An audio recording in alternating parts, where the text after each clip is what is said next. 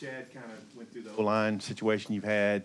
How did the first unit adapt to, kind of still switching O-linemen around? Yeah, we've had to mix and match a lot of different areas to this point in spring. We've had some sickness and have some guys out with injury and, finally getting some guys back, but we also lost a couple more, So it's always one of those things, but you know what? I love it. Thankfully it's spring and not fall, and we were able to get some more guys some reps. And, the hardest thing, and I've been saying this, the hardest thing with that is just the continuity up front. You want to get used to playing next to a guy. But again, we're building a lot of depth. Those guys are working extremely hard, playing a lot of different positions. And so that's where it's going to pay off when we're really needing it in the fall. How much can like a Clinton catch up this late in the spring and getting some work? Yeah, Shane's a guy that, he knows what we're doing. It's really just a matter of, knocking the rust off. He missed some time and, just knocking the rust off and getting back to his fundamentals and getting back to, what we're trying to ask him to do. And he's doing a fine job. Again, he missed so much time that, he's got to get back in there and knock that rust off. It's certainly part of football, but how's the staff that you avoid getting frustrated not having really a full offensive line since you walked on campus? Avoid getting frustrated? It's hard because I'm still frustrated. But no, it's hard. Wherever you're at, you're always going to have guys that are going to get banged up. You're going to have guys that are going to miss. And so, again, you're trying to find that continuity, find those guys that are going to be playing for you and try to get them out there with the guys, especially like running backs right now. We're very depleted at that position. So, there were some holes there today that, we missed. And you hope that when we get some guys back, that healthy, that, they'll hit those holes. So it's frustrating, but, again, it's spring ball and that, hey, it's frustrating not getting – to win, but hey, we're getting better and we're working, got new guys in there and getting them reps. I guess you guys had about 140 plays or something like that. Is that about right? Yeah, we scripted a bunch yesterday. I want to say we scripted about 160, and I think we cut some out. So I think this was, by design, one of the biggest scrimmages we'll have.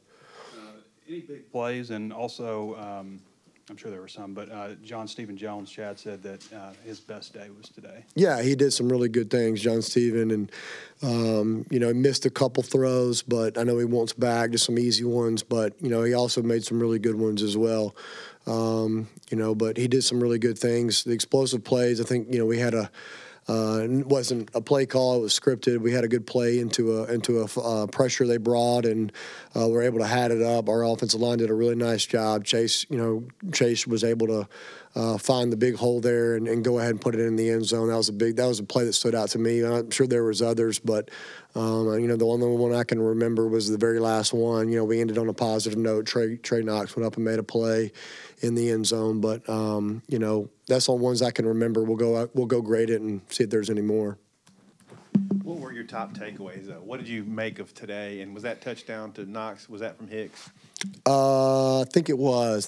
Ben in there. Top takeaways. I thought our first scrimmage, our first Saturday when we came in here, we talked about it being a beautiful day. That was a better practice for us. I thought today was just okay. It wasn't bad. Again, I think there were some holes there that we missed with some walk-on running backs in there, but overall, I thought today was okay. Definitely wasn't as good as the first one. But again, mix and matching the offensive line and doing those things and got some guys banged up. I think you can probably, chalk that up to a little bit of that. But our guys are working hard. They're bringing a ton of energy every single day. That's one thing I've been, very pleased with. We're not having to pull teeth out there. It's those guys are coming to work every day. They're punching the clock, and we're getting good work in. So it's not about winning spring for us. It's about us getting better. That's what we decided, before we even started. We want to get better. We want to get better at the base plays of our offense. Make sure that whatever look we get, we know what we're doing, and we're on the same page. So that's what it's about for us. And I'm really pleased at this point, going into the last week of where we're at, and guys learning what to do and seeing a bunch of different looks and getting those things hatted up. Chad said there was no turnovers today. So can you speak to you know, because I think some of the days you didn't get the belt because of turnovers. Yeah, you know, we did a good job of protecting the ball for the most part. There were some opportunities for the defensive guys to make a play. I'm sure Chief will talk about that, but there were some opportunities that could have been made where you know, the defense made a good play and just didn't make the play. They were in the right spot, just didn't make the play. So we got to continue to get better at that. We didn't have any fumbles, which, you know, that I think that Saturday, the first Saturday practice, is why we didn't get it there. But again, those were some walk-on guys out there that were fumbling. But anyway, it's, you know, it's about taking care of the football, and that's something we got to celebrate and be positive about for sure. Coach, Cunningham played a little bit of this, a little bit of that. What have you seen from him, say, especially maybe in the 2 weeks in spring break, as far as growth of knowing what y'all are doing and his ability level? Yeah, I mean, he's everything we thought he would be in recruiting. You know, he's come in here and done a really good job of, you know, buying in. It's been an easy buy-in for him. He's really studied and learned, and you know, we moved him inside a little bit this past week to see what he could do, and it was very impressive. You know, early on, it didn't take long for him to kind of catch on to what we were doing. Then it was just kind of, you know, it's a different position, so the intricate details of angles and doing things with his feet a little bit different was something that he was, you know, really working on. I know. I think today, you know, he moved back out to left tackle with Colton being out. But he's done a really good job. I was just talking to Dalton Wagner in the back room, and you know, he's been a really good addition to our room, or to that O-line room, and really bringing some competition to that room, and really working hard. And again, we're trying to find our best five and get those guys on the field any way we can. The words on the cones that you guys had in the stretch lines, where did that come from? And is that something that's been constant for each coach throughout the spring, or is that changed up, or is that something? You know, that was something that Coach Morris decided to do. One of the things we talked about before spring started was we wanted to be a closer group and a closer family, the whole team. And if you noticed, you know, I don't have a single quarterback in my family. We call it the Pride family is my family. And each coach has their own group of family members.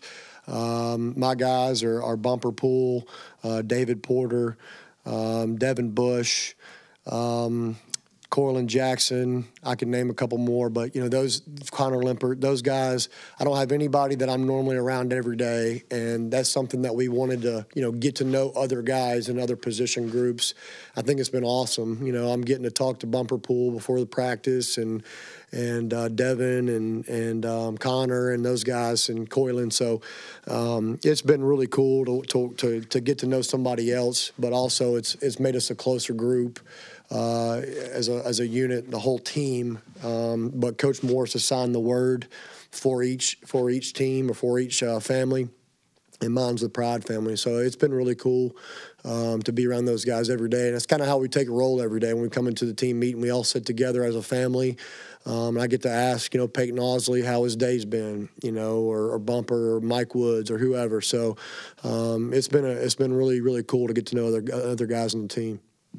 Obviously, Trey Knox and Smartass were able to get in here in January. What kind of different dimensions do they bring to the team? And just, you know, how's their camp going? How's it help him from being here so early? Yeah, well, you know, I always say if you're a, you know, mid-year guy, you know, you get a head start on a lot of things. Number one, you get a head start on academics, kind of learning how college goes. You know, it's kind of tough on those guys early on because there's not a huge group of guys. But this year we were blessed and I think brought in 10 or 11 guys mid-year, so they were all kind of together. I know when Ben first got to SMU, he was the only one, and he struggled.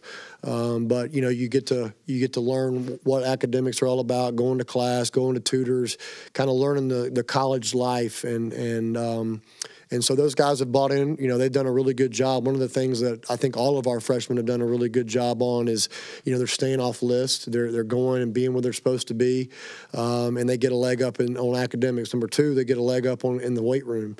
They get an extra 5-6 months on the other freshmen where they're in the weight room and they're getting bigger, stronger. and they're working and learning the Olympic lifts. And a lot of high schools these days don't do a lot of power cleaning. We do. And so, learning those techniques and being able to work them, they're getting a little bit of a head start. But and then finally football, they're able to learn the plays, get in the playbook a lot earlier. Obviously, the reps they get on the field are very valuable for them, because usually in the spring you're down with graduation and things of that nature. You're down in numbers. So to get those guys in here and get more reps than they would if they weren't here, obviously.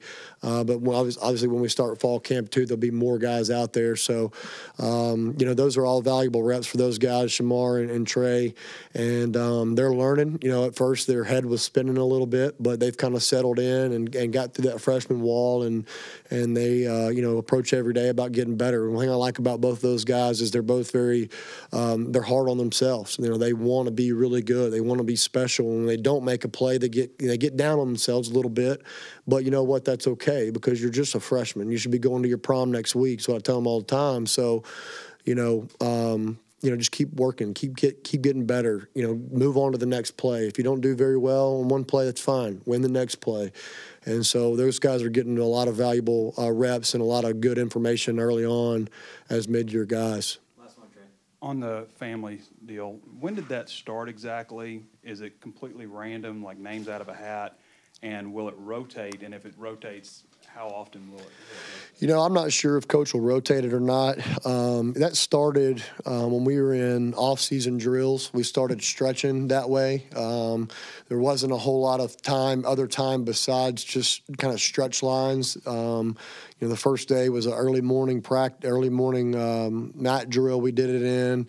We divided it up. Coach Morris had already divided up. We went to a team meeting, kind of said, okay, here's your family, here's who you'll be with, here's your coach that you'll work with. And we did it that next morning. And, that was something that, Coach Morris has felt like we weren't as a team, we weren't very close. I think he got some feedback from some seniors and just, those guys wanted to, maybe a D lineman wanted to get to know me better, that I don't get to see him a whole lot. I'm not in his meeting or, if we have an offensive team meeting, that D lineman's not a part of it. So, he really challenged it. What I did was I took my team and I went online and actually printed out everybody's bio and tried to learn their mom's name, their dad's name, if they had any brothers and sisters, where are they from, all those kind of things. And I think that, that's made us a closer group. And I don't know if we'll switch it. I know Coach has done different things about in a locker room, usually the quarterbacks and receivers and everybody kind of sits together in the locker room. I know at times we've, switch that up as well. And so you always have to learn somebody new on the team and not just kind of click up and be with your guys all the time. You got to learn, if you're a quarterback, you're learning linebacker or you're learning a safety. And so I think it's been really good. I think it's going to obviously help us come together as one and be a team. Thanks, Coach Craddock. Thanks, guys.